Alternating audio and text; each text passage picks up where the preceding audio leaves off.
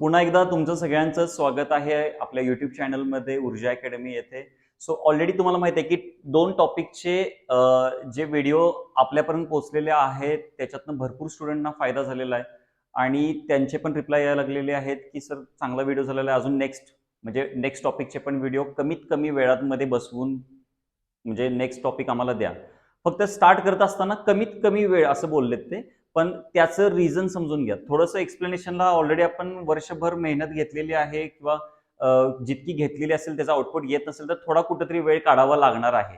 त्यामुळे हा पण एक व्हिडिओ नाही म्हटला तरी एक 50 ते 55 मिनिटाचा होणार आहे. ज्यांना गडबड आहे आत्ताच जाऊ शकताय तुम्ही, पण ज्यांना खरोखर असं वाटतं की बाबा आपल्याला हा टॉपिक सर मी तुम्हाला 50-55 मिनिटं देणार आहे आणि माझा हा टॉपिक ऍटलीस्ट कव्हर करून घ्या चांगला, तुम्ही हा व्हिडिओ तुमच्यासाठी आहे ऍक्च्युली. कारण की ह्या व्हिडिओमध्ये मी फक्त शिकवायचं काम करणार नाही, तर तिथं टेक्निक पण आहेत, तर त्या टेक्निक पण सांगणार आहे. त्या टेक्निकचा हेल्प करून तुम्हाला या टॉपिक मधले बरेचसे जे डाऊट्स असतील किंवा जे थोडेसे भरपूर कन्सेप्ट असतील, सर नाही समजले, थोडे समजलेत, एक हात बसायला पाहिजे त्याच्यावरती, एकदा रिडिंग व्हायला पाहिजे, ते होणार आहे. त्यामुळे नक्की हा व्हिडिओ लास्ट पर्यंत बघा. जास्त वेळ न घालवता आपण टॉपिकचा स्टार्ट करूया. टॉपिक आहे थर्ड. दोन टॉपिक आपले ऑलरेडी झालेले आहेत. जर व्हिडिओ बघितला नसाल तर नक्की पहिला त्या बघा आणि मग इकडे या कायनेटिक थेअरी ऑफ गॅसेस हा थर्ड टॉपिक आहे आपला रेडिएशन मध्ये. हा टॉपिक आणि नेक्स्ट टॉपिक हे रिलेटेड टॉपिक आहेत, बरोबर आहे का? हा topic kinetic that is KTG आणि नेक्स्ट टॉपिक रिलेटेड टॉपिक आहेत. ऍक्च्युली हा जो रेडिएशन वाला पार्ट आहे हा पूर्वी सिलेबसमध्ये नव्हता, फक्त केटीजी होता, कायनेटिक थेअरी ऑफ गॅसेस. आधीच्या सिलेबसमध्ये तितकाच पार्ट होता. नवीन सिलेबसमध्ये रेडिएशन ऍड झालेला आहे. ओके, नवीन सिलेबसमध्ये रेडिएशन ऍड झालेला आहे. तुम्ही हा जर विचार केला तर इथं नावातच आहे कायनेटिक थेअरी ऑफ गॅसेस, म्हणजे मॅक्सिमम पोर्शन जो आहे या टॉपिकमध्ये तो थेअरी रिलेटेड आहे. आता हा जो टॉपिक आहे तो ऑब्विसली एक 4 मार्क ते 5 मार्क ते 6 म्हणजे 4 ते 6 मार्काला व्हेरी करतोय. जर तुम्ही विचार केला की 4 ते 6 मार्काला जर व्हेरी करत असाल तर जर सपोज तुम्ही पेपर सेटर असता तर तुम्ही पेपरमध्ये कुठले क्वेश्चन्स विचारू शकताय?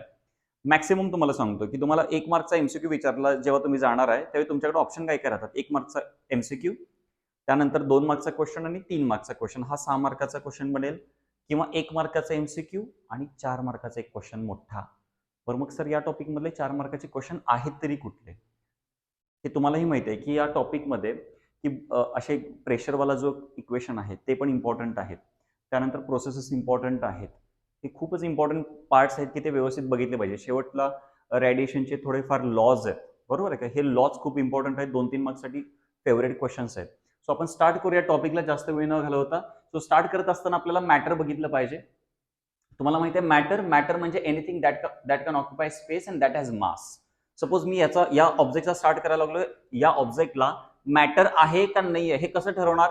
त्यानं स्वतःचा काहीतरी स्पेस ऑक्युपाय करायला पाहिजे या रूम मध्ये, मी जिथे आता लेक्चर घ्यायला लागले तिथे, आणि त्याला स्वतःचं काहीतरी मास पण असलं पाहिजे. समजायला लागले का बघा? मग हा मॅटर आहे का नाहीये? इझी आन्सर आहे. सपोज मी इथं ब्लो करायला लागलो एअर माझ्या तोंडातून. सपोज इथं कार्बन डायऑक्साईड आहे. या कार्बन डायऑक्साईड मॅटर आहे का नाही आहे? येस, कार्बन डायऑक्साईड मॅटर आहे का नाही आहे? तर कार्बन डायऑक्साईड पण मॅटर आहे. मग तुम्ही म्हणणार आहे की सर कार्बन डायऑक्साईड तर दिसत नाही, मग मॅटर कसा आहे? तो मॅटर तो आहे कारण की आपण त्याच्या स्पेसमध्ये आपण जाऊ शकत नाही, आपण घुसू शकत नाही. तो मॅटर आहे. त्यानं बरं मला सांगा, त्या कार्बन डायऑक्साईडनं या रूम मध्ये स्पेस ऑक्युपाय केलेला आहे? येस. म्हणजे तो मॅटर आहे? येस. कळायला लागले? बरं, कार्बन डायऑक्साईडला मास नाही असं कोण म्हणायला लागलं तर तुमच्यासाठी नाही आहे हा व्हिडिओ. कारण की तुम्ही पहिला या लेवलपर्यंत या की बाबा कार्बन डायऑक्साईडला मास असते, गॅसेसला मास असते, या लेवलपर्यंत या. Anything that can occupy space and has mass is called as a matter. Then heat. तुम्हाला माहिती आहे बऱ्याचदा काय होतं की हा आय गेस 9th पासून तुमच्या सिलेबसमध्ये आहे heat. Heat is a form of energy also called as thermal energy. Okay, heat is a form of energy also called as thermal energy. किती सिंपल डेफिनेशन तयार करतोय बघा आपण. साऊंडची पण डेफिनेशन तीच आहे, it is also form of energy. लाईटची पण तीच आहे, फक्त वेगवेगळं आहे, त्याचं काम वेगवेगळं आहे त्याचं एनर्जीचं. Heat is a form of energy also called as thermal energy. SI unit त्याचं जूल आहे. जूल आहे. कॅलरी पण आहे आणि त्याचं कन्व्हर्जन पण आपल्याला बघायचं आहे पुढे. त्याचं डायमेन्शन आहे M1L2T-2. हीटचं जे डायमेन्शन असणार आहे ते किती असणार आहे? M1L2T-2. हा सगळ्यात महत्त्वाचा पॉईंट आहे हीटमध्ये. तुम्हाला माहिती आहे it can be transferred. Temperature transfer होणार नाही आहे, जे ट्रान्सफर होणार असते ते हीट असते. एक चांगलं एक्झाम्पल सांगण्यासाठी, सपोज एखादं एक हॉट वेसल आहे, त्या हॉट वेसलला मी हात लावलेला आहे, तर त्या हॉट वेसल कडून माझ्याकडे हीट ट्रान्सफर होईल, नक्की टेम्परेचर ट्रान्सफर होईल. पण हे ट्रान्सफर होत असताना कंडिशन्स आहेत, हीट कधीपर्यंत ट्रान्सफर होणार. आता हॉट वेसल आहे म्हणजे त्याचं टेम्परेचर ऑलरेडी हॉट आहे, माझ्या हाताचं टेम्परेचर ऑलरेडी म्हणजे लेस हॉट आहे. जोपर्यंत आमच्या दोन्ही बॉडीचं टेम्परेचर सेम नाही होणार तोपर्यंत हीट ही ट्रान्सफर होतच राहणार आहे. जेव्हा हे ट्रान्सफर व्हायचं बंद होणार, कधी बंद होणार, जेव्हा दोन्ही बॉडीचं टेम्परेचर काय असणार आहे, सेम असणार आहे. या कंडिशनला, या प्रोसेसला किंवा या स्टेटला म्हणतोय आपण थर्मल इक्विलिब्रियम. या कंडिशनला म्हणतोय आपण थर्मल इक्विलिब्रियम. आहे ते पुढे शिकायचं, फक्त आता रफ मध्ये तरी घ्या. So it can B transfer. It is a qualitative and quantitative both. Sir नाही कळत व्हॉट इज क्वालिटेटिव्ह क्वांटिटेटिव्ह, जरा समजून घ्या. मी लेट्स से असं म्हणूयात की एखाद्या ठिकाणी लेट्स से मी एका ऑब्जेक्ट पाशी उभारलेलो आहे, जो ऑब्जेक्टला आग लागलेली आहे, पेटलेलं आहे, कंबशन चालू आहे त्याचं, आणि मी त्याच्या साईडला उभारलोय. तर मला असं म्हणावं लागेल, हीट मला जाणवती आहे त्याची, मला ते जाणवते की बाबा हीट आहे, म्हणजे ती क्वालिटी आहे त्याची. समजायला लागले का बघा, ही क्वालिटी आहे त्याची. जसं जसं मी जास्त जवळ जाणार तसं तसं त्याची व्हॅल्यू वाढत जाणार. म्हणजे मला जास्त जाणवणार की बाबा जास्त हीट आहे सर, म्हणजे ही त्याची जास्त किंवा कमी किती आहे, तर ती त्याची ती क्वांटिटी असणार आहे. कळायला लागले का बघा. सो हीट हे दोघं पण आहेत, क्वालिटेटिव्ह पण आहे, क्वांटिटेटिव्ह पण आहे. Very good. नेक्स्ट बघायचं आपल्याला कंडक्शन, कन्व्हेक्शन, रेडिएशन. हे 3 टाइप्स आहेत किंवा मेथड्स आहेत हीट ट्रान्सफर व्हायच्या. कंडक्शन, कन्व्हेक्शन आणि रेडिएशन 3 फॉर्म्स आहेत, 3 टाइप्स आहेत, conduction, convection, radiation. So it can be transferred from the thermal energy through a direct contact.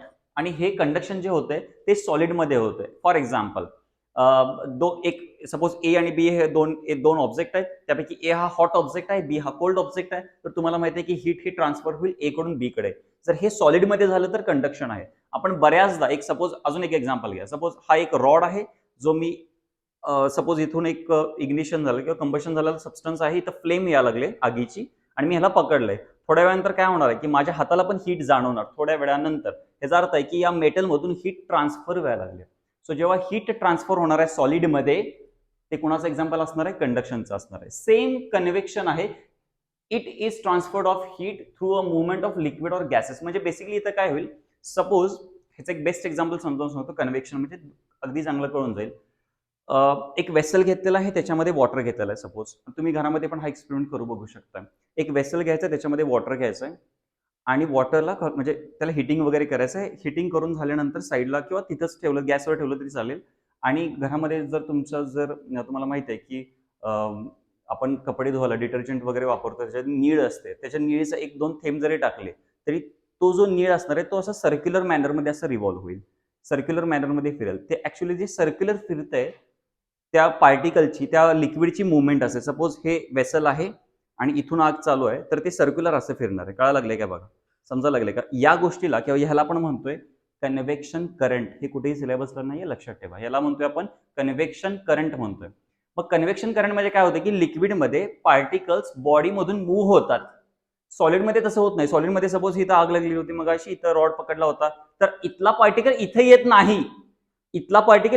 नाही, म्हणजे इथं बॉडीली मुवमेंट होत नाही. पण कन्व्हेक्शन मध्ये बॉडीली मुवमेंट होते म्हणजे काय होते की तो जो पार्टिकल आहे तो सगळ्या बॉडीमधून, पूर्ण बॉडीमधून म्हणजे आतल्या आत बॉडीमध्ये फिरत असतो. त्याला आपण म्हणणार आहे कन्व्हेक्शन. नेक्स्ट आहे radiation. It can be transferred with heat through air or we can say vacuum. त्यानंतर असणार आहे बॉइल्स लॉ. तुम्हाला माहिती आहे या ह्याच्यामध्ये Boyle's law, Charles law, Gay Lussac's law हे किती इम्पॉर्टंट आहेत, हे काय आता मला सांगायचं काही गोष्ट नाही, खूपच इम्पॉर्टंट आहेत. 1 मार्क 2 मार्कला म्हणजे खूपच चांगले क्वेश्चन आहेत ते. तर त्याच्यापैकी आपण स्टार्ट करूयात बॉइल्स लॉ. बॉइल्स लॉ मध्ये येणार आहे P is inversely proportional to V. मग सर इतकंच आहे का बॉइल्स लॉ मध्ये? भरपूर आहे बॉइल्स लॉ मध्ये. पण आपल्याला लक्षात ठेवायचं, आपल्याला क्विक रिव्हिजन टाईप करून घ्यायचं आहे. सर लक्षात मला काहीतरी असं सांगा सर पटकन लक्षात राहील, मी त्याच्यातनं 4-5 ओळी लिहू शकतो, 4-5 लाईन्स लिहू शकतो. तर लक्षात ठेव, P is inversely proportional to V. इतकं लक्षात ठेव. त्याच्यात 4 लाईन्स कशा बनवायच्या ते माझं काम आहे, तिथे लक्ष दे व्यवस्थित तू. पी, अच्छा ते तरी माहिती पाहिजे. पी म्हणजे प्रेशर, व्ही म्हणजे व्हॉल्यूम, टी म्हणजे टेम्परेचर. तर 3 हे मेन आहे, ते कळतील तुम्हाला नेक्स्टला. So P is inversely proportional to V म्हणजे प्रेशर ऑफ ए गॅस. आता बेसिक लेवलचं डेफिनेशन बघा. हे वाचतानाच असं वाचायला पाहिजे. हे जे रिलेशन आहे ते इनव्हर्सली प्रोपोर्शनलचं रिलेशन आहे. जर मी प्रत्येक पॉइंट डिटेल समजावून सांगतो, कारण की हा डिटेल म्हणजे फर्स्ट पार्ट आहे तो खूपच इम्पॉर्टंट आहे आणि डिटेल समजला पाहिजे. तिथं कन्सेप्ट क्लिअरिंग चांगलं होणार आहे. पुढे आपल्याला स्पीड घेता येते, खरं इथं नाही. तुम्हाला वाटतं की हे काय करायचं सर, इतकं सोपं आहे. इथंच व्यवस्थित करायचं, कारण की हेच बेस व्यवस्थित करून घेणार आहे नेक्स्ट पार्टचा. सो इथं pressure is inversely proportional to volume आहे. जर तुम्हाला माहिती आहे की व्ही इकडे आलं तर PV is equal to constant होणार, बरोबर. तुम्ही असं पण लिहू शकताय P1 V1 is equal to P2 V2. P1 V1 is equal to P2 V2. आता इथं स्टेटमेंट कसं बनवायचं तुम्हाला, मी मगाशी म्हणत होतो की सर मी तुम्हाला इतकंच देतोय आणि त्याचं 4 लाईन्स कशा तयार करायच्या लक्ष द्या. मी तुम्हाला दिलेलं फक्त P is inversely proportional to V. त्याच्यातनं सर 4 लाईन्स कशा करू ते सांगा. स्टेटमेंट कशी करायची. द प्रेशर, पी म्हणजे माहिती पाहिजे, pressure of a gas is inversely proportional to the volume of a gas. Second mathematical form, second काय असणार आहे त्याचा mathematical form, P is inversely proportional to V. We can write PV is equal to constant, P1 V1 is equal to P2 V2. पण हे करत असताना एक condition खूप महत्वाची आहे. Sir P is inversely proportional to V सगळं मान्य आहे, पण एक ह्याच्यात महत्वाचं काय लक्षात ठेवायचं, इथं पीव्हीटी मध्ये कोण नाहीये बघा, पीव्हीटी मध्ये कोण नाहीये, इथं टी नाहीये, त्यामुळे इथं टेम्परेचर कॉन्स्टंट असणार. कळायला लागले का बघा, जे नसते ते कॉन्स्टंट असते तिथं. आता इथं कोण नाहीये, पीव्हीटी मध्ये टी नाहीये, म्हणजे टी कॉन्स्टंट असणार आहे. मग स्टेटमेंट अशी बनेल, pressure of a gas is inversely proportional to the volume of a gas at constant temperature. हे स्टेटमेंट झाली. त्यानंतर काय लिहिणार, P is inversely proportional to V, हे मॅथमॅटिकल फॉर्म लिहिणार. 3 लिहिणार बघा, आपल्याला ऑलरेडी माहिती आहे, खरं एक्स्ट्रा कसं लिहायचं आहे. For Boyle's law temperature is constant, काय लिहू शकतो आपण, for Boyle's law temperature is constant. 4 number that is PV is equal to constant, P1 V1 is equal to P2 V2. That's it. 4 point झालेले. तर माहिती होतं आपल्याला काय, P is inversely proportional to V. त्याच्यातनं 4 लाईन्स कशा तयार केल्या, हे तुमचं स्किल आहे, हे तुमचं स्किल आहे आणि ते व्यवस्थित आलं पाहिजे करता. नेक्स्ट सिमिलरली चार्ल्स लॉ आहे. चार्ल्स लॉ बघत असताना V is directly proportional to T आहे. V म्हणजे व्हॉल्यूम असणार आहे, टी म्हणजे टेम्परेचर असणार आहे. V is directly proportional to T. आता याच्यात पीव्हीटी मध्ये कोण नाही आहे, विचार करायच्यात कोण नाही आहे, प्रेशर नाही आहे, म्हणजे प्रेशर कॉन्स्टंट असणार. तुम्हाला माहिती आहे की 3 मध्ये म्हणजे कशामध्ये, पीव्हीटी मध्ये, जरा लक्ष द्या इकडं, पीव्हीटी मध्ये जे नसते ते कॉन्स्टंट असतंय. बॉइल्स लॉ काय सांगतोय की दॅट इज पी आणि व्ही मधलं रिलेशन सांगतोय. चार्ल्स लॉ काय सांगतोय, व्ही आणि टी मधलं रिलेशन सांगतोय. So V is directly proportional to T आहे. कोण नाही आहे बघा ह्याच्यातलं, पी नाही आहे. सो प्रेशर इथं काय असणार आहे, कॉन्स्टंट. सो इक्वेशन म्हणजे त्याचं स्टेटमेंट असं बनेल, volume of a gas is directly proportional to the temperature of a gas at constant pressure. At constant pressure statement mathematical form, V is directly to the T. त्यानंतर third point येणार आहे इथं pressure, here pressure is constant. Fourth point येणार आहे, V upon T is equal to constant. That's it. 4 point झालेले. Boyle's law hardly ना 1 मार्काला विचारला जाईल किंवा मॅक्सिमम 2 मार्काला विचारला जाईल. 2 मार्काला जरी विचारलं तरी मॅक्सिमम तुमच्याकडे एक्सपेक्टेशन असते की बाळा 4 पॉईंट लिहितो. सो 4 पॉईंट तुमची इझिली फक्त एका लाईनवरून, एक लाईन पण म्हणणार नाही आपण, एका मॅथमॅटिकल फॉर्म वरून होतात. P is inversely proportional to V, V is directly proportional to T, आणि असणार आहे आता third one, Gay Lussac's law. So Gay Lussac's law मध्ये P is directly proportional to T आहे. आता इथं बघा कोण नाहीये, इथं व्हॉल्यूम नाहीये, म्हणजे इथं व्हॉल्यूम कॉन्स्टंट असणार. So P is directly proportional to T, P upon T is equal to काय असणार आहे, कॉन्स्टंट. पी अपॉन टी काय असणार आहे इथं, कॉन्स्टंट. लक्षात आलंय का बघा, P upon T is equal to constant. So इथं अगेन कॉन्स्टंट अजून कोण असणार आहे, इथं व्हॉल्यूम कॉन्स्टंट असणार आहे. म्हणजे इथं आपण लिहू शकतोय की the pressure of a gas is directly proportional to the temperature of the gas at constant volume,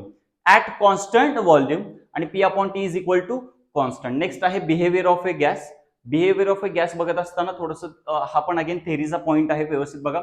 so when a gas have PVT म्हणजे pressure, volume, temperature enclosed in a container, then its molecule collide with each other and walls of the container, hence difficult to find the PVT which is particular, hence we have to take some assumptions. आता इथं काय सांगितलेलं आहे, कुठलाही gas असेल, जरा व्यवस्थित ऐका, कोणताही गॅस असेल, सपोज या रूमचं मी एक्झाम्पल घ्यायला लागलो, असं विचार करा की सपोज इथून जास्त फास्ट मध्ये हवा चालू आहे. सो इथं त्याचा जो व्हॉल्यूम असणार आहे तो थोडासा कमी असणार आहे, हवा फास्ट असल्यामुळे व्हॉल्यूम एकमेकांपासून, पार्टिकल एकमेकांपासून लांब असणार, तिकडे कमी हवा चालू आहे. कळायला लागलंय का, असं विचार करा की तिथं कमी हवा म्हणजे ते थोडंसं डेन्सर आहे, किंवा तिथं व्हॉल्यूम जास्त आहे, किंवा त्याची डेन्सिटी जास्त आहे, असं काहीतरी असेल, किंवा प्रेशर इथं व्हेरी असू शकतंय. म्हणजे काय असणार आहे की गॅस असताना जो गॅस आहे तर गॅसचा स्वभाव ओळखा, प्रॉपर्टी आहे की ते फ्लो होणारच आहे. कळायला लागले, जर ते फ्लो होणार असेल तर तिथं पीव्हीटी त्याचं फिक्स नसतंय, एखाद्या पर्टिक्युलर एरियाचं फिक्स नसणार आहे. जर ते फिक्स नसणार तर मग आपण हे जे काय मगाशी लॉज सांगितले ते कितपत खरे आहेत, हा क्वेश्चन मार्क येऊ शकतो. त्यामुळं आपण थोडेसे अझम्पशन्स करायला लागतात. तुम्हाला माहिती आहे जे जे अझम्पन्स करावं लागतात ते अझम्पन्स इथं आहे. Number 1, it contains molecules. Second आहे gas molecules are perfectly elastic म्हणून सांगितलेलं आहे. थर्ड आहे they have a same size and shape of the mass. Then म्हणजे प्रत्येक गॅसचं मॉलिक्युल आहे ते सेम साईजचं आणि सेम मासचं असणार आहे. दे are in a random motion, म्हणजे त्याचं जे मोशन असणार आहे ते रॅन्डमली असणार आहे. म्हणजे असं नसणार आहे की एक तर एकाच डायरेक्शनला जात राहील असं नसणार आहे, बरोबर ना. They are in a random motion. आणि लास्ट आहे they collide with each other. They collide with each other and they collide with walls of the container also. तिथं पण ते कोलाइड होणार आहे. सो इथं आपल्याला फ्री पाथ आहे. नेक्स्ट पॉईंट फ्री पाथ मध्ये बघत असताना it is the straight distance between the two successive collision which त्याचा एसआय युनिट असणार आहे मीटर आणि त्याचा फॉर्म्युला आहे lambda is equal to 1/√2 pi D square rho. Rho आहे N upon V. Sir free path नाही कळालं परत एकदा सांगा, व्यवस्थित ऐका. असं ॲझ्युम करा की या रूम मध्ये एक समजा 10 मॉलिक्युल्स आहेत. तर हे माझ्या हातातले ते दोन, लेट्स से हा एक मॉलिक्युल आणि हा एक मॉलिक्युल, ह्याचं रॅन्डम मोशन चालू आहे. असं कळायला लागलंय का बघा, ह्याचं रॅन्डम मोशन चालू आहे. हे रॅन्डम मोशन चालू असताना सपोज हा एक तिसरा मॉलिक्युल आणि हा मॉलिक्युल ह्याच्यावर जाऊन कोलाइड व्हायला लागलाय. बरं कोलाइड होणार का नाही आहे? ऑब्व्हियसली होणार आहे. बट तो गॅस आहे तो फ्लो होतच राहणार आहे, होतच राहणार आहे. मग ते होत असताना म्हणजे हे मॉलिक्युल्स एकमेकांवरती काय होणार आहेत? कोलाइड. मग समजा इथं एक कोलिजन झालंय आणि परत ट्रॅव्हल करताना चेक करा, परत ट्रॅव्हल करताना इथे एक कोलिजन झालंय. सो या दोन कोलिजनच्या मध्ये जो रोड आहे, जो पाथ आहे, जे डिस्टन्स आहे ते फ्री पाथ आहे. कळायला लागलंय का बघा? What is the free path? It is the distance between two successive collision. दोन कोलिजन मध्ये. सर मग इथं पण कोलिजन झाले. आता अजून एक एक्झाम्पल देतो. हे कोलिजन झालं, इथं झालं, इथं झालं, इथं झालं. हा मग या दोन कोलिजन मध्ये फ्री पाथ आहे का? नाही. म्हणजे कुठले दोन कोलिजन घ्यावे लागतात? दोन सक्सेसिव्ह या शब्दाला किंमत आहे बाळ. सक्सेसिव्ह म्हणजे लागोपाठचे. कळायला लागले का? दोन सक्सेसिव्ह ह्याच्यामधले जे कोलिजन असणार आहे, डिस्टन्स असणार आहे, त्याला आपण म्हणणार आहे फ्री पाथ.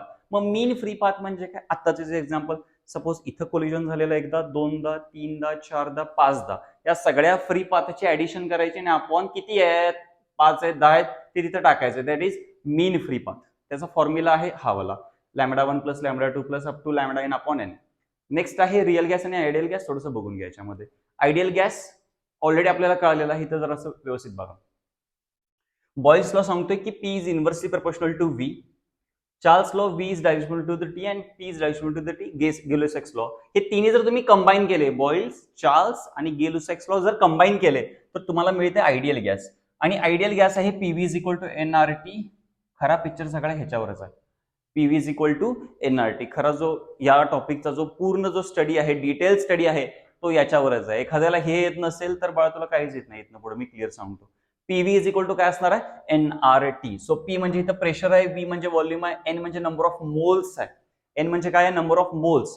R म्हणजे गॅस कॉन्स्टंट आहे. बेसिकली त्याची व्हॅल्यू असते 8.314, पण SI युनिट मध्ये आहे, दुसऱ्या युनिट मध्ये सिस्टीम मध्ये वेगळी असेल. T म्हणजे टेम्परेचर आहे. So PV is equal to nRT हे त्याचा मेन फॉर्म्युला आहे. नेक्स्ट आपण बघूयात आता. अच्छा, हे आयडियल गॅस आहे. सर आयडियल गॅसची डेफिनेशन काय आहे? हे आयडियल गॅस इक्वेशन होतं. जरा बोला माझ्यावर, काय असणार आहे? PV is equal to nRT. PV is equal to काय असणार आहे? nRT. So ideal gas equation जो गॅस फॉलो करतो, म्हणजे असा कुठलाही गॅस की जो आयडियल गॅस इक्वेशन फॉलो करतो, बोला माझ्यावर, असं कुठलाही गॅस की जो आयडियल गॅस इक्वेशन फॉलो करतो, त्या गॅसला आपण म्हणायचं आहे आयडियल गॅस. मग कसं डेफिनेशन कशी लिहायची आहे? Any gas which obeys the ideal gas equation is called as ideal gas. असं कुठलाही गॅस की जो हे इक्वेशन फॉलो करेल. हे इक्वेशन म्हणजे कुठलं इक्वेशन आहे? आयडियल गॅस इक्वेशन आहे. त्या गॅसला आपण म्हणतो आयडियल गॅस. मग रिअल गॅस म्हणजे काय? अरे जे ओबे करते ते आयडियल आहे ना, म्हणजे ओबे नाही करते रिअल आहे. रिअल गॅस म्हणजे काय असणार आहे?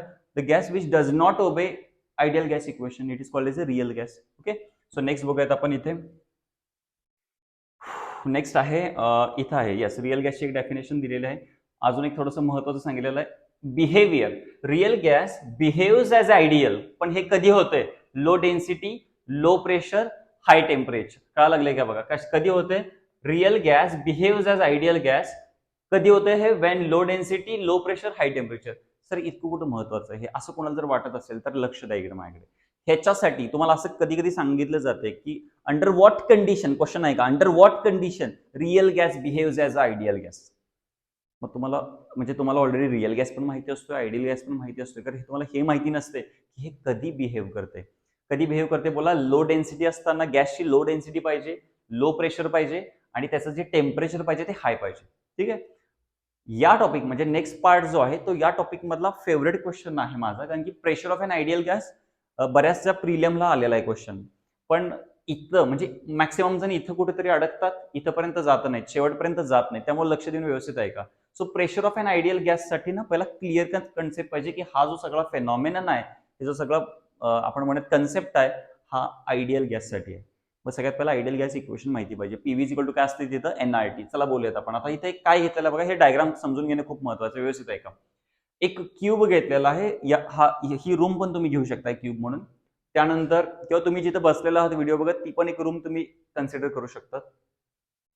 तर तिथं 3 ऍक्सेस असतील तुम्हाला त्याच्यामध्ये, एक्स ऍक्सेस, वाय ऍक्सेस आणि झेड ऍक्सेस. आणि मी आतला एक छोटासा पार्टिकल घेतलेला. मी या बाबतीत एक्झाम्पल करून दाखवतो. सपोज माझ्या हातात एक पार्टिकल आहे. विचार करा, ऍज्युम करा की माझ्या हातात एक पार्टिकल आहे आणि तो लेट्स से एक्स डायरेक्शनला निघा लागलाय. हा पार्टिकल कुठे निघा लागलाय, असा एक्स डायरेक्शनला निघा लागलाय. चेक करा, हा कुठे निघा लागलाय, एक्स डायरेक्शनला निघा लागलाय. म्हणजे हे एक्स ऍक्सिस असेल, जस्ट लाईक हे एक्स ऍक्सिस असेल, हे वाय असेल तुमच्या साईडला जे यायला लागले, आणि हे झेड असेल. कळायला लागले का बघा. एक्स असेल, हे वाय असेल, हे झेड असेल. एखादा कुठलाही पार्टिकल जो ट्रॅव्हल करत एक्स डायरेक्शनला निघा लागलाय, मी सध्या एका डायरेक्शनचाच विचार करायला लागलो, दॅट इज एक्स. सो त्याची जी वेलॉसिटी आहे ती व्ही आहे. त्याची वेलॉसिटी किती आहे तर V. So particles are moving in a random motion and colliding with each other. आपल्याला माहिती ऑलरेडी हे सर गॅस आहे, रॅन्डमली मोशन करणारे सगळं मान्य. पण आपण कन्सिडर करायला लागलोय की तो जो गॅस आहे तो इकडे निघाला लागलाय. Molecules with collide with shaded wall. म्हणजे या शेडेड वॉल म्हणजे या व्हिडिओ बघणाऱ्यांसाठी असेल, माझ्या लेफ्ट साईडची जी तुमची वॉल असेल ती असणार तुमची शेडेड वॉल, आणि कोलाइड होऊन ते परत रिव्हर्स होणार आहे. कळायला लागले का बघा. त्याची जी वेलॉसिटी होती ती रिव्हर्स होते, ते आहे पुढे. VX is reverse. असं जर झालं तर चेंज इन मोमेंटम हा महत्वाचा विषय. इथून सुरुवात होते, जरा लक्षात ठेवा. आपल्याला मोमेंटम काढायला लागतं. मोमेंटमचा बेसिक फॉर्म्युला आहे mass into velocity. Mass into velocity. आता विचार करा, समजा हा एक पार्टिकल आहे, हा निघा लागला एक्स डायरेक्शनला प्लस एक डायरेक्शनला. ह्याचा मास आहे एम. कोलाइड होऊन परत आलं, ह्याचा मास चेंज होणार आहे. कोलाइड होऊन परत आल्यावर मास चेंज होणार का नाही. ऑब्व्हियसली मास तर एमच राहणार आहे, पण वेलॉसिटी चेंज होणार त्याची. सर वेलॉसिटी चेंज होणार, वेलॉसिटी चेंज नाही होणार, फक्त त्याची डायरेक्शन चेंज होणार, मॅग्निट्यूड तेवढीच राहणार आहे. मग जर तसं असेल तर चेंज इन मोमेंटम म्हणजे काय असणार आहे. विचार करा जरा माझ्याकडे बघा, लक्षात आहे इकडे. सपोज मी तुमचं क्लिअर करतो. सपोज ह्याचं मास आहे एम, ह्याची पॉझिटिव्ह एक्स वाली वेलॉसिटी आहे व्हीएक्स. कळायला लागले का बघा. म्हणजे एम व्हीएक्स ही जाताना वेलॉसिटी झाली, परत एम व्हीएक्स ही येताना वेलॉसिटी झाली. पण चेंज बघायचं आहे, आणि हे दोन्ही वेलॉसिटी एक इकडे निघा लागले, दुसरे इकडे यायला लागले, म्हणजे अपोजिट आहेत. अपोजिट असेल तर तुम्हाला माहिती आहे आपल्याला काय करायला लागते, मायनस घ्यावं लागते. So P2 minus P1. P म्हणजे काय इथं मोमेंटम आहे. So P2 minus P1. So minus MVX किती बनते, मायनस 2 टाइम्स MVX. एखाद्याला ही जर सुरुवातच आली नाही तर इथंच क्लिअर झालाय विषय. जर व्यवस्थित लक्ष द्या इकडं. Pressure of an ideal gas माझ्याकडे बघायचं आहे, लक्ष द्या इकडे व्यवस्थित. Pressure of an ideal gas काय असणार आहे की एखादा पार्टिकल आहे. विचार करा, मी एकदम सिंपल लँग्वेज मध्ये सांगलो. एक पार्टिकल आहे, एक स्पेस पकडलाय पण 3D, आणि तो पार्टिकल रॅन्डम मोशन मध्ये असणार आहे. पण आपण कन्सिडर करताना फक्त त्याचं एक डायरेक्शन कन्सिडर करायला लागलोय. मग तो पार्टिकल काय करणार आहे, त्याचा मास एम आहे आणि तो ट्रॅव्हल करणार आहे व्हीएक्स मध्ये, आणि ट्रॅव्हल करून छानपैकी तो शेडेड वॉलला कोलाइड होणार, आणि तो रिव्हर्स होऊन परत त्याच पाथवरून येणार आहे, सेम वेलॉसिटी येणार आहे. इतकं लक्षात ठेवा. हे सुरुवात लक्षात आली की ऑटोमॅटिक पुढे क्लिअर होत जाते. सो MVX असं त्याचं असणार आहे. कळायला लागलं का. सॉरी, मायनस 2 MVX असणार आहे. म्हणजे हे असणार आहे initial momentum minus final momentum, final momentum आणि मायनस इनिशियल मोमेंटम. म्हणजे किती येते ते, मायनस 2 MVX येते. आता इथं जो टाइम आहे, आता बऱ्याच जणांना हे कळलेलं नाही माहिती का, कारण की हे टेक्स्टबुक मध्ये पण ह्याचं म्हणजे कसं आलं हे दिलेलं नाही, डायरेक्ट दिलंय. Delta T is equal to 12/VX. हे कुठनं आलं, कुठंच नाही आहे. पण त्याचं किती सिंपल आहे बघा. मला सांगा, बेसिक वेलॉसिटीचा जो बेसिक फॉर्म्युला असतो, वेलॉसिटीचा बेसिक फॉर्म्युला असतो डिस्टन्स अपॉन टाइम किंवा डिस्प्लेसमेंट अपॉन टाइम. चेक करा बरोबर आहे का. वेलॉसिटीचा बेसिक फॉर्म्युला काय असतो, डिस्टन्स किंवा डिस्प्लेसमेंट अपॉन टाइम. चला कन्सिडर करून चला ही एक फेस दिसायला लागली का बघा, ही फेस. या फेसवरती हा पार्टिकल आहे. हा पार्टिकल इथून इथं गेलाय, म्हणजे किती डिस्टन्स गेलाय तो, एल डिस्टन्स गेला. ह्याची लेंथ किती आहे, इथं एल आहे. परत तो रिव्हर्स आलाय. कळायला लागले का बघा, रिव्हर्सून इथं आलाय. म्हणजे तो जाताना किती गेला, एल गेला, येताना किती आला, एल आला. म्हणजे डिस्टन्स किती केलं पार्टिकलनं, 2L केलं. म्हणजे पार्टिकल जाताना एल, येताना एल, डिस्टन्स किती झालं, 2L. सो डिस्टन्सच्या ऐवजी काय लिहायला पाहिजे, मला 2L लिहायला पाहिजे, आणि टाइमच्या ऐवजी लेट्स से डेल्टा टी लिहायला लागलोय.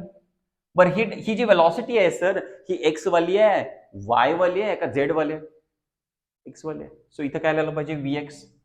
So VX is equal to काय आले, 2L अपॉन डेल्टा टी. असं असेल तर डेल्टा टी इकडे घेतो, व्हीएक्स तिकडे घेतो, काय होईल? Delta T is equal to 12 upon VX. Check करा कुठनं आलं हे, कळा लागलंय का? Delta T is equal to 2L upon VX. हे तुम्हाला डायरेक्ट दिले, हे टेक्स्टबुक मध्ये पण दिलेलं नाही, कारण की त्यांनी कन्सिडर केलं की तुम्हाला एवढं बेसिक नॉलेज आहे.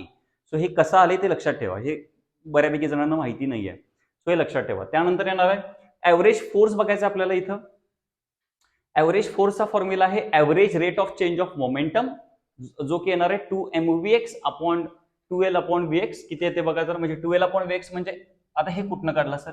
बाय रेट शब्द आहे, रेट. रेट म्हणजे डिवाइडला टाइम टाकायला लागते. ऍव्हरेज जरा स्किप करा. Rate of change of momentum, change of momentum already काढलाय तुम्ही रे, -2mvx. मायनसला इतकं कन्सिडर करू नका, ते डायरेक्शन साठी दिले तुम्हाला समजण्यासाठी. पण rate of change of momentum किती आहे? 2mvx. 2mvx रेट शब्द घातलाय म्हणून इथं डेल्टा टी टाकायला पाहिजे, पण डेल्टा टी म्हणून आपण ऑलरेडी काढून ठेवलंय 2L upon VX. So 2L upon VX. So 2 गेलेला आहे. चेक करा, व्हीएक्स वरती गेलाय, इथं डिवाइडला आहे ना, इथं वरती गेलाय. एम व्हीएक्स चा स्क्वेअर अपॉन एल वगैरे होईल काहीतरी. चेक करा, इथं व्हीएल वरती गेला, एम व्हीएक्स चा स्क्वेअर अपॉन एल. हे होतं फर्स्ट पार्टिकल साठी. सेम सेकंड पार्टिकल साठी एम व्हीएक्स 2 चा स्क्वेअर अपॉन एल.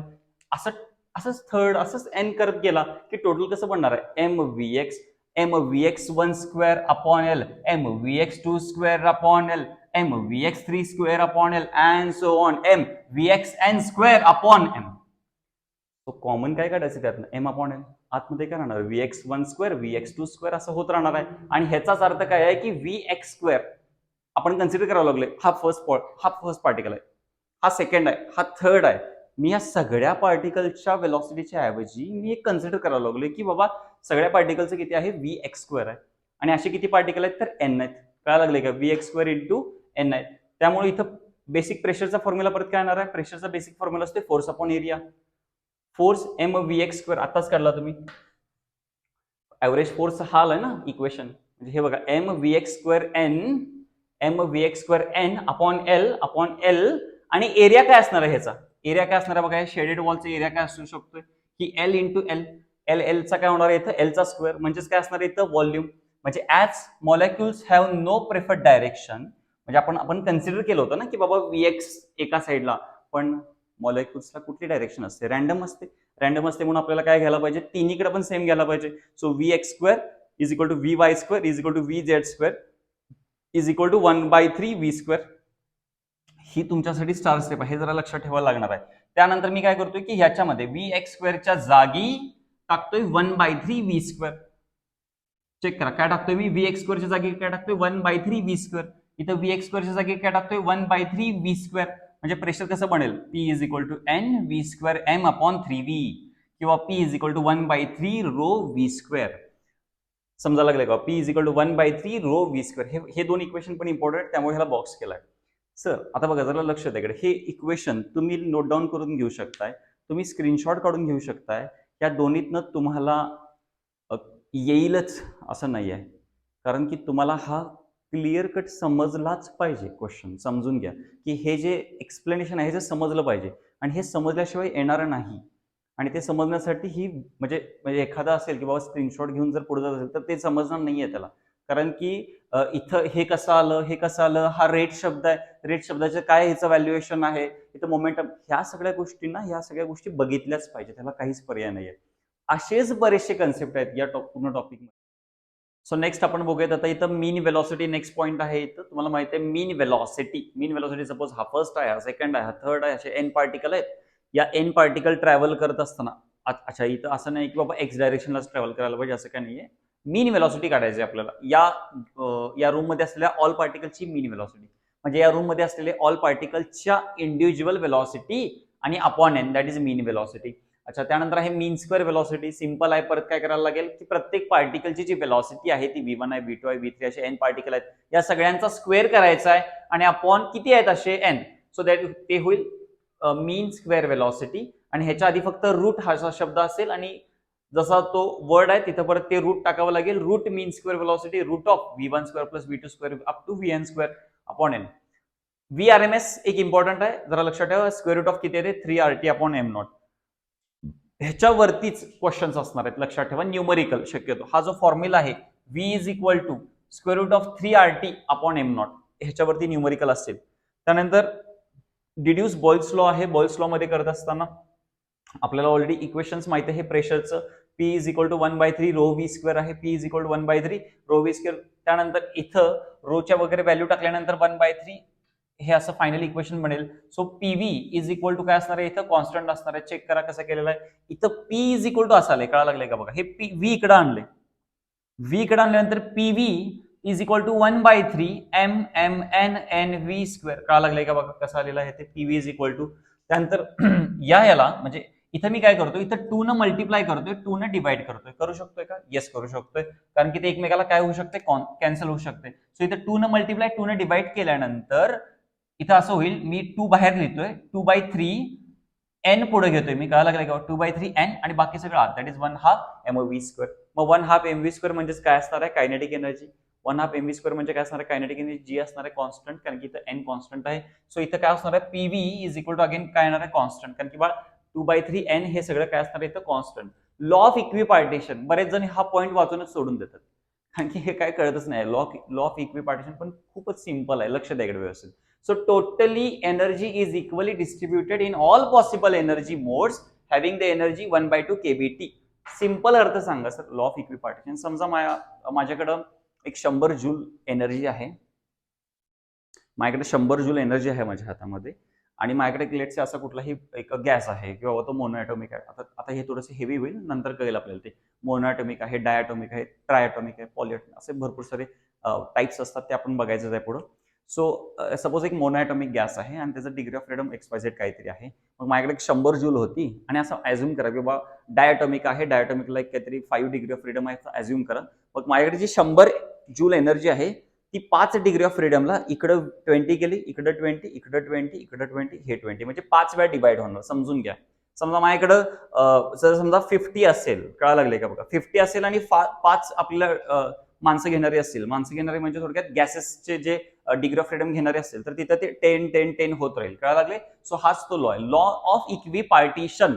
म्हणजे काय बघा, इक्विपार्टिशन ऑफ एनर्जी, जी एनर्जी आहे त्याचे इक्वली पार्ट करून ती आपल्याला डिस्ट्रीब्यूट करायची आहे.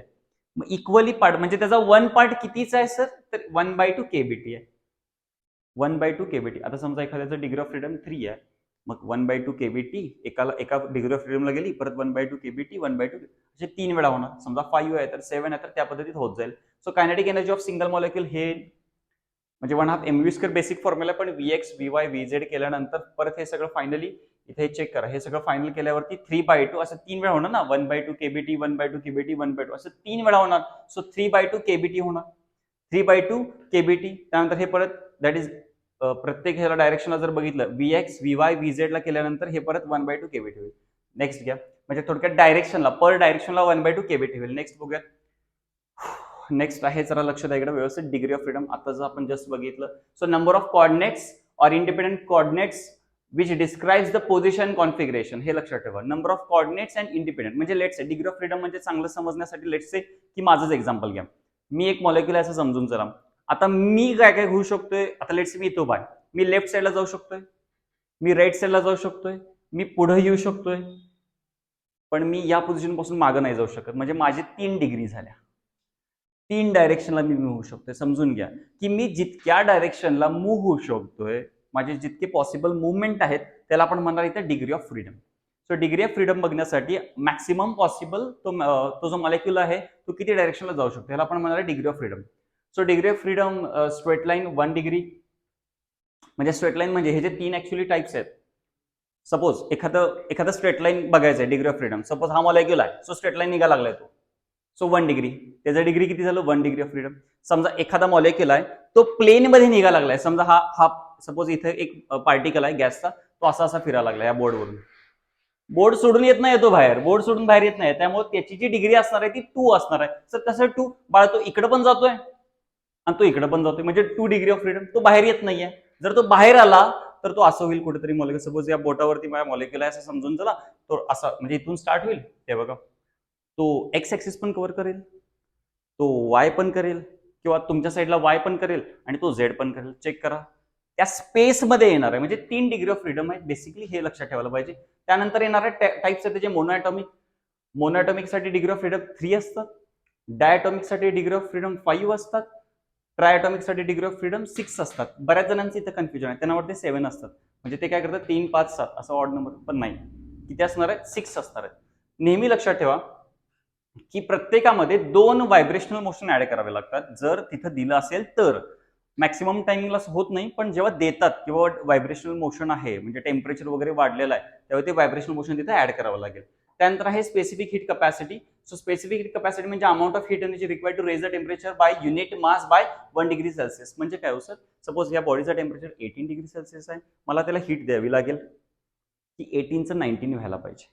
1 डिग्री सेल्सिअस न त्याचं टेम्परेचर वाढवण्यासाठी जी हीट द्यावी लागेल त्याला म्हणतो आपण specific heat capacity. The amount of heat energy required to raise the temperature by 1 degree Celsius किंवा 1 डिग्री केल्विन. त्यानंतर इथे एक थोडंसं एक्सप्रेशन घ्यायचं आपल्याला, व्यवस्थित चेक करा. Consider an ideal gas enclose in a cylinder. त्यानंतर हे जे ऍक्च्युली हे मेयर्स रिलेशन म्हणूयात आपण याला, CP minus CV is equal to R. हे सगळ्यांना अच्छा, हे पण इक्वेशन खूप इम्पॉर्टंट आहे इन टर्म्स ऑफ न्यूमरिकल पहिला मी म्हणेन, आणि मग इन टर्म्स ऑफ थेरी म्हणेन. सर हे 3 मार्कांसाठी इक्वेशन इम्पॉर्टंट आहे. ह्याच्यामध्ये आपण काय घेतलेलं आहे बघा जरा मेयर्स रिलेशन मध्ये. So consider an ideal gas enclose in a cylinder. The gas is heated to raise its temperature but volume remains constant. पहिल्या केसमध्ये काय व्हायला लागले, व्हॉल्यूम कॉन्स्टंट वगैरे, म्हणजे त्याच्यामध्ये केसेस आहेत. व्हॉल्यूम कॉन्स्टंट आहे तर वर्क डन काय होईल, वर्क डनचा फॉर्म्युला आहे P delta V. Delta V म्हणजे चेंज इन व्हॉल्यूम. व्हॉल्यूमच तुझा चेंज नाही झाला, change in volume 0, work done पण 0. कळले. Provided heat energy increases the internal. आता मग जे हीट एनर्जी द्यायला लागले, सपोज या रूमचा विचार करा, या रूम मध्ये आपण हीट द्यायला लागलोय बाहेरून, त्याचा व्हॉल्यूम एक्सपांडच होणार नाहीये. मग जे काय तुम्ही हीट द्यायला लागलाय त्यांना काय होणार, त्या बॉडीच्या आतली जी इंटरनल एनर्जी आहे ती चेंज होणार. जरा व्यवस्थित समजून घ्या. सपोज मी या बॉडीचा विचार करायला लागलोय, मानून चला की ही एक अशी फिक्स्ड बॉडी आहे, त्याला मी हीट द्यायला लागलोय बाहेरून जेव्हा हीट देतोय, हे लक्ष देऊन ऐकलं पाहिजे, बाहेरून जेव्हा हीट देतोय त्यावेळी त्याचा व्हॉल्यूम तरी एक्सपांड होत नाहीये. मग हीट तरी मी द्यायला लागलोय, मग ती हीट जाणार कुठं, त्याचं कन्व्हर्जन होणार आहे किंवा त्याचा जो यूज होणार आहे तो इंटरनल एनर्जी इन्क्रीज करायला होणार आहे. आणि हा खरा पिक्चर आहे थोडासा इथून 3-4 पॉईंटसाठी. So increase in internal energy. So dq1 is equal to D plus CV dt. का लागले का बघा, dq1 इज इक्वल टू काय असणार आहे, change in internal energy that is equal to CV into dt. आता इथं सीव्ही dt काय आले बा, इथं कॉन्स्टंट काय आहे, व्हॉल्यूम आहे. सो कॉन्स्टंट व्हॉल्यूम आले देअरफॉर सीव्ही आणि dt. आता इथं बघा परत, इथं ऍट कॉन्स्टंट व्हॉल्यूम आणि ऍट कॉन्स्टंट प्रेशर. या केसमध्ये व्हॉल्यूम कॉन्स्टंट ठेवलेला आहे, हीट दिलेलं आहे. या केसमध्ये प्रेशर कॉन्स्टंट ठेवलेला आहे, हीट दिलेला आहे. इथं प्रेशर कॉन्स्टंट आहे, ह्याचा अर्थ आहे की व्हॉल्यूम वाढायला लागलाय, म्हणून तर इथं हे साईन लावलेले आहे, व्हॉल्यूम वाढायला लागलाय. चेक करा. So if a gas is heated keeping the pressure constant, म्हणजे ह्याच्याबद्दल, if a gas is heated keeping the pressure constant provided the heat energy increases and internal energy, आणि त्याच्यासाठी येणार आहे dq2 is equal to DE plus dw. Check करा dq1 काय येते जरा चेक करा. dq1 येणार आहे डीई, dq2 काय येणार आहे, डीई तर येणारच आहे, फक्त वर्क डन त्याच्यात ऍड होणार. म्हणजे फायनली ते परत किती येते, सीपीडीटी येते. फायनली किती येणार आहे, CPDT. So CPDT is equal to CVDT. CVDT कुठनं आलं हे बाळा, बघ हे इथून आलं. dq2 म्हणजे काय होतं, सीपीडीटी, ते मी इथं टाकले, कळा लागले. परत डीई च्या ऐवजी काय टाकणार, सीव्हीडीटी, आणि वर्क डनचा बेसिक फॉर्म्युला कुठला आहे, पी डेल्टा व्ही. चेक करा कळा लागले का. सो इथून कॉमन, आता हे प्लस, आता हे इक्वल टू, इकडे आणल्यावर मायनस होईल, मायनस झाल्यावरती सीपी मायनस सीव्ही डीटी. कळा लागले, डीटी कॉन्स्टंट. पीडीव्ही तसंच आहे, पीडीव्ही तसंच आहे. आपण पीडीव्हीच्या जागी आपण काय लिहू शकतोय, PV is equal to NRT असते सर, माहिती आपल्याला आयडियल गॅस मध्ये सांगितलंय. PDV is equal to R DT होते, जेव्हा नंबर ऑफ मोल्स 1 असेल तेव्हा काय होईल, आर डीटी होईल. त्यानंतर इथं बघा, सो आर डीटी झाल्यानंतर चेक करा, इथं पीडीव्ही इज इक्वल टू काय होणार आहे, आर डीटी. त्यानंतर इथं चेक करा, PDV sorry CP minus CV DT is equal to R DT. डीटीला डीटी काय होणार इथं कॅन्सल. फायनली इक्वेशन काय राहिलं, CP minus CV is equal to R. काय राहिलेलं इक्वेशन, CP minus CV is equal to R. त्यामुळे हे दोन जे इक्वेशन्स होते ते दोन खूप इम्पॉर्टंट इक्वेशन्स होते. त्यानंतर आपल्याला बघायचं रेडियंट एनर्जी. नेक्स्ट बघूयात. नेक्स्ट आहे रेडियंट एनर्जी. सो रेडियंट एनर्जीसाठी heat energy propagated in the form of electromagnetic wave is called as radiant energy. एक दोनदा वाचून घ्या, इम्पॉर्टंट आहे. त्यानंतर आहे ऍब्सॉर्प्शन. येस, ऍब्सॉर्प्शन आहे, रिफ्लेक्शन आहे, ट्रान्समिशन आहे. मला असं वाटतं की जेव्हा पेपर सोपा निघेल, खूप सोपाच निघावा, पण जेव्हा सोपा निघेल त्यावेळी ह्या ज्या 3 डेफिनेशन आहेत त्या आलेल्या असतील तुम्हाला. म्हणजे याचा अर्थ असा आहे की ह्या एकदम सिंपल डेफिनेशन आहेत आणि एकदा वाचल्यानंतर म्हणजे 1-2 मिनिटांमध्ये पण क्लिअर करू शकतो. सपोज एक बॉडी घ्यायला लागलाय तुम्ही, जरा लक्ष द्या इकडं. एका बॉडीवरती, बॉडीचं नाव ठेवूयात आपण ए, आणि ही बॉडी आहे बी. जरा लक्षात ठेवायचं. 2 बॉडी घ्यायला लागलाय तुम्ही, ए बॉडी आहे आणि बी बॉडी आहे. जरा लक्षात द्या इकडे. 2 बॉडी आहेत तुमच्याकडे. इथं ए बॉडी आहे आणि इथं बी बॉडी आहे. आणि जी हीट या लागलेली आहे, ही जी इन्सिडेंट हीट या लागली, असं मानून चला की लेट से ती क्यू आहे. इन्सिडेंट हीट किती आहे तर क्यू. आता जी हीट या लागलेली आहे त्यापैकी काही प्रमाणात ए हीट ऍब्सॉर्ब करून घेणार स्वतःकडे. सो त्याने लेट से क्यू ए इतकी हीट त्याने ऍब्सॉर्ब करून घेतली. किती ऍब्सॉर्ब करून घेतली? Q A. किती हीट ऍब्सॉर्ब करून घेतली? Q A. काही प्रमाणात त्याने रिफ्लेक्ट केली हीट. काय लागलंय का बघा, काही प्रमाणात त्याने हीट काय केली? रिफ्लेक्ट. त्याला आपण म्हणणार आहे क्यू आर. काय म्हणणार आपण त्याला? Q R, that is heat reflected. आणि काही प्रमाणात त्याने ए टू बी ट्रान्समिट केली, त्याला म्हणणार आहे आपण क्यू टी. त्याला आपण म्हणणार आहे क्यू टी. म्हणजे जे क्यू आलेला असणार आहे, जे क्यू आलेलं असणार आहे त्याचा म्हणजे जे आलेलं किती आहे क्यू, त्यातनं ऍब्सॉर्ब केली ए न, प्लस रिफ्लेक्ट केली, प्लस ट्रान्समिट केली, या तिघांचं मिळून इज इक्वल टू जेवढे आलेले आहे. सो आपण ह्याला म्हणतोय आपण absorption. So heat is absorb by the any substance is called as absorption. Basic term आहे. रिफ्लेक्शन म्हणजे हीट काय होणार आहे, इथं ऍब्सॉर्ब होणार आहे, इथं रिफ्लेक्शनला काय होणार? रिफ्लेक्ट. ट्रान्समिशनला काय होणार आहे? एका बॉडीतून दुसऱ्या बॉडीला ट्रान्समिट होणार आहे. ओके. सो नेक्स्ट आहे तुम्हाला coefficient of absorption, coefficient of reflection, coefficient of transmission. 3 मार्काला येईल हा क्वेश्चन. 3 मार्काला कसा येईल सांगा जरा? 3 मार्क्ससाठी, 3 मार्क्ससाठी कसा क्वेश्चन येईल की यात प्रत्येकाच्या डेफिनेशन विचारतील. Coefficient of absorption, coefficient of reflection आणि कोएफिशियंट ऑफ ट्रान्समिशन म्हणजे काय, किंवा डिटेल द्या आन्सर. पण मी इथं देताना मुद्दामून इतकंच दिलेलं आहे. काय दिलेलं आहे जरा चेक करा. A is equal to Q A upon Q. काय दिलेलं आहे? ए इज इक्वल टू काय दिलेलं आहे? Q A upon Q. Q A म्हणजे हीट ऍब्सॉर्ब. आताच बघितलं आपण. क्यू ए म्हणजे काय असणार आहे? Heat absorb. क्यू ए म्हणजे काय असणार आहे? हीट ऍब्सॉर्ब असणार आहे. आणि क्यू म्हणजे काय असणार आहे? हीट इन्सिडेंट असणार.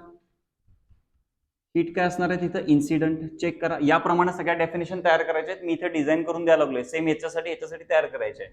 मला ह्याच्यात मिनिमम 3 to 4 पॉईंट्स पाहिजेत. मला ह्याच्यामध्ये 3 to 4 पॉईंट्स पाहिजेत. लक्ष द्या इकडे. कसे तयार करायचे? 3 to 4 पॉईंट्स कसे तयार करायचे? नंबर 1 असणार आहे त्याची डेफिनेशन. हा फॉर्मॅट बऱ्याचदा येणार आहे, लिहून घ्या, आपल्याला लागेल हा. नंबर 1 असणार आहे डेफिनेशन. नंबर 2 असणार आहे त्याचं डिनोटेशन द्यायला लागेल आपल्याला, डिनोटेशन. नंबर 2 असणार आहे त्याचं डिनोटेशन. नंबर 3 आहे त्याचा मॅथमॅटिकल फॉर्म. नंबर 3 आहे त्याचा मॅथमॅटिकल फॉर्म. आणि 4 नंबरला आहे त्याचं युनिट. 4 नंबरला असेल त्याचं युनिट. लक्षात ठेवा. 4 नंबरला असणार आहे त्याचं युनिट. लक्ष द्या. सो इथं बघूयात आपण A, that is coefficient of absorption बघायला लागलोय. कोएफिशियंट ऑफ ऍब्सॉर्प्शन म्हणजे काय असणार आहे? डेफिनेशन कशी तयार करायची तुम्हाला माहिती आहे. A is equal to Q A upon Q. Q A म्हणजे आहे heat absorb upon heat incident. एक मी सांगणार, 2 तुम्ही तयार करणार. So heat that is coefficient of absorption is defined as, equal टूला म्हणा किंवा इज गिवन ॲज म्हणा. Coefficient of absorption is given as the ratio of, ratio म्हणजे ए अपॉन बी आहे ना, ratio of heat absorb to the heat incident. Heat absorb किती केले आहे ना, आणि हीट आलेली किती आहे, ह्याचा रेशो असणार आहे. That is coefficient of absorption. So definition झाली. What is next? Next point असणार denotation. It is denoted by A. Check करा, इथेच पॉईंट आहे. 3 नंबर पॉईंट आहे मॅथमॅटिकल फॉर्म. हे तुम्हाला दिसायला लागले, हे सगळंच लिहायचं आहे तुम्हाला. इथं आहे मॅथमॅटिकल फॉर्म. 4 नंबर आहे युनिट. आता इथं युनिट बघा, वरती हीट आहे म्हणजे न्यूमरेटरमध्ये हीट आहे. हीटचं युनिट असणार आहे जूल म्हणा किंवा कॅलरी म्हणा. परत खालती पण हीट इन्सिडेंट आहे, त्यावर जूल और कॅलरी. जूल जूल कॅन्सल, त्यामुळे ह्याला युनिट असणार आहे का? नाही. It is unitless quantity. It is a dimensionless quantity. 5वा पॉईंट पण ऍड होतोय. सिमिलरली तुम्ही ह्याचं करायचं आहे, ह्याचं करायचं आहे. दॅट इज ह्याचं होईल R is equal to Q R upon Q. T is equal to Q T upon Q. जरा परफेक्टली चेक करा, हे असं येणार आहे. सो हे इम्पॉर्टंट होतं. कमी कष्टामध्ये जास्त फायदे आहेत त्याचे. अगदी कमी कष्टामध्ये तुम्हाला डेफिनेशन वगैरे सगळ्याच पाठ होतील. ओके. सो हे 3 मार्क्स साठी विचारू शकतात. सिमिलरली जरा लक्ष द्या इकडं. इथं आता इथे एक शो दॅट तुम्हाला करायला लावलेलं आहे बरोबर ना. हा म्हणजे हे पण एक क्वेश्चन येऊ शकतो. Show that this A plus R plus T is equal to 1. आताच आपण बघितलं law of conservation of energy प्रमाणे. इथं आहे बघा, Q is equal to Q A plus Q R plus Q T. Q is equal to काय असणार आहे, Q A plus Q R plus Q T. आपण काय करतोय, सगळ्याला म्हणजे लेफ्ट आणि राईटला क्यू न डिवाइड करतोय. क्यू न जेव्हा डिवाइड केलं जाईल, डिवाइड इक्वेशन बाय क्यू आहे इथं. ओके, इथं आहे क्यू. सो इथं बघा क्यू अपॉन क्यू होईल, इथं क्यू ए अपॉन क्यू होईल, Q R upon Q plus Q T upon Q. पण क्यू ए अपॉन क्यू म्हणजेच ए आहे, क्यू आर अपॉन क्यू म्हणजेच आर होतं मगाशी, प्लस टी आहे म्हणजे A plus R plus T. आणि इथं काय होणार आहे, क्यूला Q cancel, equal to 1. So हे 2 मार्काला हे पडते, 2 मार्काला. किती सिंपल आहे बघा, पण ते पण जास्त जणांना जमत नाही, खूप सिंपल आहे, त्यामुळे लक्ष देऊन बघितलं पाहिजे होतं. नेक्स्ट आहे, नेक्स्ट पॉईंट बघूयात आपण, लक्ष द्या. नेक्स्ट पॉईंट आहे अथर्मनस सबस्टन्स. अच्छा, अथर्मनस सबस्टन्स म्हणजे विच डोंट ट्रान्समिट, लक्षात ठेवायचं, which don't transmit heat but which can absorb म्हणू शकतो आपण. म्हणजे अथर्मनस मध्ये ट्रान्समिट करत नाही. जर ट्रान्समिट करत नाही तर टी इज इक्वल टू 1 असणार आहे. मगाच्या रिलेशन मध्ये A plus R is equal to 1 येणार. चला जरा इथून पुढे स्पीड घेऊया जरा. असं इथे सबस्टन्स असणार आहे की जे ट्रान्समिट करणार आहे, which transmit and absorb the heat and reflected. Check करा परत, अथर्मनस सबस्टन्स म्हणजे काय असणार आहे, the substance which don't transmit heat but absorb and reflect. इथं काय असणार आहे, the substance which can transmit the heat but don't absorb and reflect. Okay, त्यानंतर हा क्वेश्चन खूप इम्पॉर्टंट आहे, फेरिस ब्लॅक बॉडी. हा आयएमपी क्वेश्चन आहे 2023च्या एक्झामसाठी, खूप आयएमपी आहे, त्यामुळे लक्षात ठेवा 2023च्या एक्झामसाठी हा आयएमपी क्वेश्चन आहे. सो फेरिस ब्लॅक बॉडी, बघा माहिती आहे तुम्हाला की कुठलाही पेपर हा डायग्रामॅटिकली बेस्ड पण असतो. इथं डायग्रामॅटिक बेस कुठला हे सगळं चेक करा. इथं तुम्हाला असं कन्सिडर केलं जातं की फेरिस ब्लॅक बॉडी ही म्हणजे मॅक्सिमम ब्लॅक बॉडी. आता अच्छा, पहिला ब्लॅक बॉडी पहिला एका मिनिटामध्ये पटकन सांगतो. ब्लॅक बॉडीचा कन्सेप्ट आहे, जरा लक्षात आहे इकडं. ब्लॅक बॉडी म्हणजे अशी बॉडी असणार आहे की जेव्हा त्याच्यावरती हीट पडणार आहे त्यावेळी मॅक्सिमम टू मॅक्सिमम एनर्जी ते ऍब्सॉर्ब करणार, मॅक्सिमम टू मॅक्सिमम एनर्जी ते ऍब्सॉर्ब करणार. मग असं जर झालं असेल की बाबा लेट्स से जर 100% हीट पडली तर 100% कुठलीच बॉडी ऍब्सॉर्ब करत नाही, कारण की तुम्हाला माहिती आहे थर्मोडायनामिक्स मध्ये there is no in the machine in this world is 100% efficiency. म्हणजे जसं 100% इफिशियन्सी असलेली एकही मशीन नाही आहे, मग ब्लॅक बॉडी पण नाही आहे. मग आपण एक कन्सिडर करायला लागतं की बाबा एखादं एक एक्झाम्पल घ्यायला लागतं की हा हे एक बेस्ट ब्लॅक बॉडी आहे, ह्याच्यासारखी चांगलं ब्लॅक बॉडीचं इफिशियन्सी नाही. सो त्याच्यासाठी आपण घेऊयात लॅम्प ब्लॅक और प्लॅटिनम ब्लॅक एक असते, ते पण लक्षात ठेवा, लॅम्प ब्लॅक. सो इथं ना आतल्या साईडला लॅम्प ब्लॅकचं कोटिंग घेतलेलं आहे, हे कोनिकल प्रोजेक्शन दिलेलं आहे, लाईट असे आलेलं आहे, चेक करा इथं एरो पण दिसतात. सो लाईट असे आलेलं आहे, इथं कोनिकल प्रोजेक्शनमुळे लाईट ही रिफ्लेक्ट होईल. रिफ्लेक्ट झाल्यानंतर मॅक्सिमम लाईट इथे ऍब्सॉर्ब होईल, कारण की इथं लॅम्प ब्लॅक आहे बा. लॅम्प ब्लॅक वरती लाईट एनर्जी पडली की तिथे ऍब्सॉर्ब होणार, थोडीफार जी राहिलेली ती रिफ्लेक्ट होईल, परत रिफ्लेक्ट होईल, आणि असं होत होत होत ती मॅक्सिमम टाइम हीट जी आहे ती आतच राहील. कळायला लागलंय का बघा. तर मग लाईट हीट जी आहे ती इथून इथं का जाऊ शकत नाही, कारण की हा जो मधला स्पेस आहे तो व्हॅक्यूम आहे. Vacuum is a bad conductor of heat, हे द्यावं लागेल. हा फरक असेल एका चांगल्या पडणाऱ्या स्टुडंट म्हणजे मार्कमध्ये आणि नसेल ह्याच्यामध्ये, कारण की इथं व्हॅक्यूम असल्यामुळे काय होणार आहे, तिथं vacuum is a bad conductor of heat.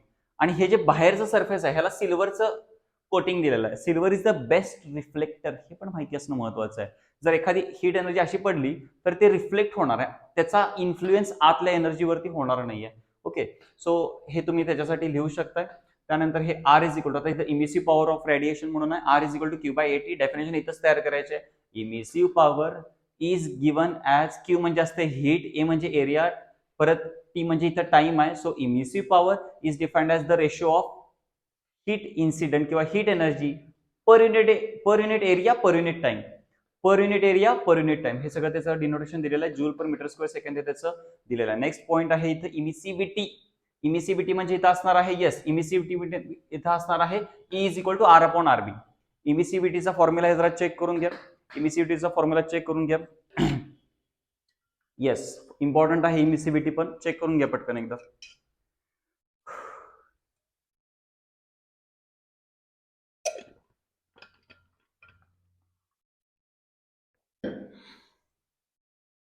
Yes, emissivity E is equal to R upon RB. आत्ताच आपण आर म्हणजे इमिसिव्ह पॉवर बघितलेलं होतं, आरबी म्हणजे ब्लॅक बॉडीची इमिसिव्ह पॉवर. मगाशी तुम्हाला मी पॉईंट सांगितलेले आहेत, definition, denotation, mathematical form, unit, dimension वगैरे काय असेल तर.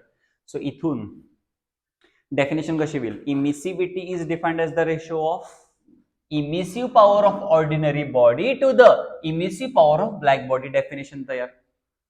Second, it is denoted by E. Third, हे आहे असं मॅथमॅटिकल फॉर्म डोळ्याला दिसतं ते राहायचं सगळंच. फोर्थ, त्याचं युनिट काढायचं, पण वरती पण आर. म्हणजे वरती पण इमिसिव्ह पॉवर, खालती पण इमिसिव्ह पॉवर, कॅन्सल होणार, unitless, dimensionless. So it states that, आता हे थोडंसं वेगळं, हे इथंपर्यंत समजलेलं आहे का बघा. त्यानंतर आहे Kirchhoff's law. Okay, next point आहे याच्यातला क्रिचॉफ्स लॉ. क्रिचॉफ्स लॉ बघत असताना तुम्हाला एक बेसिकली या टाईपचं स्ट्रक्चर असलेली बॉडी घेतलेली आहे जी आयसोलेटेड आहे. आयसोलेटेड आहे म्हणजे काय असं की इथली म्हणजे ह्यातली जी एनर्जी आहे ती बाहेर जात नाही, बाहेरची एनर्जी आत येत नाहीये. सो ए आणि बी ह्या दोन टाईपच्या बॉडी आहेत. ए ही ऑर्डिनरी बॉडी आहे, बी ही ब्लॅक बॉडी आहे. ए ही कुठली बॉडी आहे? ऑर्डिनरी. बी ही ब्लॅक बॉडी आहे. म्हणजे ए जर काही हिट बाहेर टाकत असेल तर मॅक्सिमम कोण ऍब्सॉर्ब करणार? ब्लॅक बॉडीवाली म्हणजे बी ऍब्सॉर्ब करणार. सर क्रिचॉफ्स लॉ काय आहे हो? कमीत कमी शब्दामध्ये ए इज इक्वल टू ई आहे. ए म्हणजे कोएफिशियंट ऑफ ऍब्सॉर्प्शन असते, ई म्हणजे कोएफिशियंट ऑफ इमिशन असते किंवा इमिसिव्हिटी असते. सो बेसिक आपल्याला जे माहिती आहे R is equal to A into Q, RB is equal to Q. A is equal to 1 असते ना तिथं, ऍब्सॉर्ब मॅक्सिमम ऍब्सॉर्ब असते. फॉर ब्लॅक बॉडी लक्षात ठेवा, फॉर ब्लॅक बॉडी काय लक्षात ठेवायचं आहे? For black body A is equal to 1 काय असणार आहे? For black body A is equal to 1 टाकल्यामुळे आरबी इज इक्वल टू काय लिहितं? क्यू. तुम्हाला आता काय करायचं? इक्वेशन 1 अपॉन इक्वेशन 2 करायचं. Equation 1 upon equation 2 R upon RB is equal to A Q upon Q. Q Q cancel, A राहिलं. But we know R upon RB is equal to E पण असते, आत्ताच पण चेक केलेलं आहे. E is equal to काय असते? R upon RB is equal to E. आणि आता काय काढलं? R upon RB is equal to A. या दोन्हीचं आउटपुट काय येते? A is equal to E. Check करा काय आउटपुट येते? A is equal to E. हाच तर आहे क्रिचॉफ्स लॉ. बघा तुम्हीच बघा, एखादा एक्झामिनर असेल तर तो 3 मार्काला 2 मार्काला काय काय एक्सपेक्ट करू शकतोय? डायग्राम, स्टेटमेंट आणि थोडंसं एक्सप्रेशन. डायग्राम, ह्याचं statement that is coefficient of absorption is equal to coefficient of emission आणि थोडंसं एक्सप्रेशन. चेक करा, 1 मार्क डायग्राम, 1 मार्क हे असणार आहे तुम्हाला डेफिनेशन आणि 1 मार्काचं हे टोटल एक्सप्रेशन असेल. असा जर मिळून बघितलं तर हा 3 मार्क्ससाठी फेवरेट क्वेश्चन आहे. त्यानंतर आपण स्टीफन बोल्झमन लॉ बघायचा आहे. हा पण एक सिंपल आहे. तुम्हाला मी ऑलरेडी सुरुवातीला सांगितलेलं आहे की ह्याच्यामध्ये जे लॉज आहेत बेसिक आहेत, सिंपल आहेत, प्लीज सोडू नका. अक्षरशः हे बंपर लॉट हे सोडू नका क्वेश्चन्स. डायरेक्ट इतकं जरी वाचलं तरी 1 मार्क मिळून जाईल, ह्याची फिक्स गॅरंटी आहे. 1-2 मार्क फिक्स मिळून जाईल, त्यामुळे लक्ष द्यायचं. सो आरबी म्हणजे आहे emissive power of black body is directly proportional to the 4th power of temperature किंवा absolute temperature. Emissive power of black body is directly proportional to the 4th power of absolute temperature. RB म्हणजे आता आपण बघितलं Q upon AT असते basic formula, पण RB is equal to काय येणार आहे? तर sigma T raise to 4. Sir हे कसं काढले? हे बघ, RB is directly to the T raise to 4 आहे. प्रोपोर्शनल साइन काढण्यासाठी सिग्मा टाकायला लागेल. RB is proportional to sigma T raise to 4. So RB is equal to this, RB is equal to this. काय लागलंय का बघा, म्हणजे दोन्हीच्या लेफ्ट साइड इक्वल आहेत, राईट साइड इक्वल करणार. Q upon AT is equal to sigma T raise to 4. Q is equal to, check करा, हे इथं डिवाइडला इकडे गेलो मल्टिप्लाय होईल, A T sigma T raise to 4. काय लागलंय का बघा, A T sigma T raise to 4. So हे तिथं मेन्शन आहे. आता बऱ्यापैकी नेक्स्ट हे बघून घ्या. इथे टी म्हणजे टेम्परेचर ऍब्सोल्यूट बॅड. आता हे थोडंसं ना, हे थोडंसं एक्स्ट्रा करावं लागेल. Rate of loss of heat वगैरे ह्या टाईपचं आहे ते. सो इथं heat radiated by first body that is sigma A T raise to 4. जितकी हीट रेडिएशन लॉस केली जाणार आहे तितकीच हीट ऍब्सॉर्ब केली जाणार आहे सराउंडिंग कडून. सो तिथं असणार आहे परत sigma A T not raise to 4. So D Q by D T किती येणार आहे? A sigma T raise to 4 minus A sigma T not raise to 4. A sigma इथं कॉमन निघेल, हे असं इक्वेशन निघेल फायनल. आणि लास्ट पॉईंट, बऱ्यापैकी लास्ट पॉईंट आहे ह्याच्यातला, विन्स डिस्प्लेसमेंट लॉ आहे. विन्स डिस्प्लेसमेंट लॉ बघत असताना lambda max, yes lambda max is inversely proportional to T. Lambda max is inversely proportional to T. Then lambda max is equal to constant टाकावं लागेल B into T. Then B is equal to Wien's constant, त्याची value लक्षात ठेवायला पाहिजे इथं. So B is equal to काय जरा बोला, विन्स कॉन्स्टंट आहे, त्याची व्हॅल्यू लक्षात ठेवायला पाहिजे. सो ह्या सगळ्या ज्या पॉईंट मध्ये बघत असताना हे सगळे जे सगळे आतापर्यंत बघितलं हे सगळे इम्पॉर्टंट क्वेश्चन्स होते, इम्पॉर्टंट पॉईंट होते. आता इथून पुढे जरा लक्षात ठेवा, ऑलरेडी थेरी कव्हर केलेली आहे आपण, बऱ्याच आपण क्लिअरली आपण एकदम स्लो मोशन मध्ये चांगली कव्हर केलेली आहे. पण ह्याचं रिपिटेशन होणं गरजेचं आहे, ह्याचं नोट डाऊन होणं गरजेचं आहे, ह्याचं रिव्हिजन होणं पण गरजेचं आहे. तेव्हा आणि तेव्हाच हा टॉपिक परफेक्ट होणार आहे. या आणि अशाच व्हिडिओसाठी या चॅनलवरती अपडेटेड राहा आणि नेक्स्ट व्हिडिओसाठी कंटिन्यू करा, सबस्क्राईब करा आणि तुमच्या फ्रेंड्सना पण सांगा या चॅनलला सबस्क्राईब करावं. थँक्यू.